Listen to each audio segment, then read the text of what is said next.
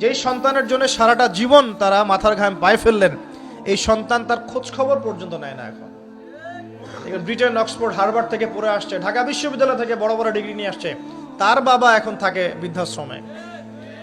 জাহাঙ্গীরনগর ইউনিভার্সিটির একজন প্রফেসর, তিনি বৃদ্ধাশ্রমে আছেন।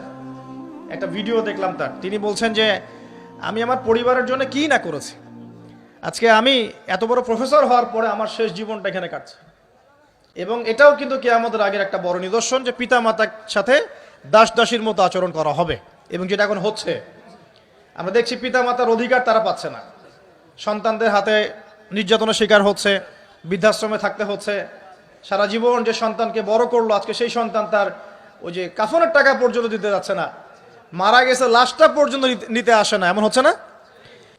মাঝে মাঝে এগুলো দেখলে মনে হয়, মনটা চায় যে আমরাও কিছু বৃদ্ধাশ্রম করি।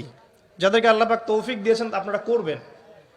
যদিও ইসলামে বৃদ্ধাশ্রমের কোনো জায়গা নাই, মায়ের পায়ের নিচেই সন্তানের বেহেশত, কিন্তু এখন পরিবেশ এত খারাপ যে কিছু কিছু বৃদ্ধাশ্রমের দরকার হয়ে পড়েছে।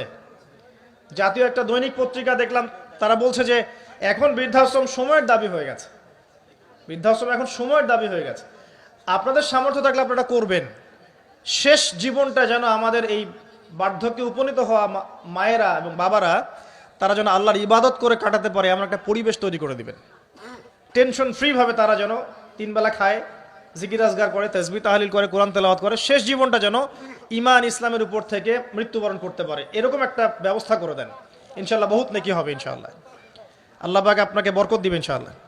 এটা একটা ব্যাখ্যা হতে পারে। সেকেন্ড ব্যাখ্যা হতে পারে এই, দাসী তার মনিবকে জন্ম দিবে অর্থ হচ্ছে এই যে সমাজের ন্যায় অন্যায়, হক বাতিলের মানদণ্ড উল্টে যাবে।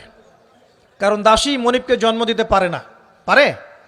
তার মানে একটা ব্যাখ্যা এটাও হতে পারে, সত্য মিথ্যা হয়ে যাবে, মিথ্যা সত্য হয়ে যাবে কিয়ামতের আগে আগে, হক বাতিল হয়ে যাবে, বাতিল হক হয়ে যাবে। ঠিক এটাও অন্যান্য হাদিসে এসেছে, সত্যবাদীকে বলা হবে মিথ্যাবাদী, মিথ্যাবাদীকে বলা হবে পরম সত্যবাদী। যে ব্যক্তি আমানতদার তাকে বলা হবে খেয়ানতকারী, যে খেয়ানতকারী তাকে বলা হবে পরম আমানতদার। এটা হচ্ছে না এখন আমাদের এই বিজি শহরগুলোতে, এটা হচ্ছে না। আমাদের এখানে বিশ্বাসটা এতই কমে গেছে, দেখবেন কোনো মানুষ যদি সেধে কাউকে খাওয়ায়, আসেন হোটেলে বসেন খান, সন্দেহের চোখে তাকাবে যে না জানি আমাকে কি খাওয়াই দিল, আমাকে খাওয়ায় আবার কি লুটপাট করে, তাই না? দেখেন আমাদের শহর থেকে বিশ্বাসটা কমে গেছে না?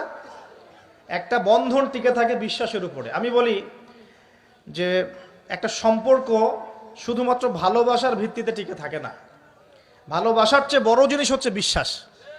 আর সেই বিশ্বাস যখন উঠে যায় তখন পরিবার ভেঙে যায়, স্বামী স্ত্রীর বন্ধন ভেঙে যায়, সামাজিক কাঠামো ভেঙে যায়।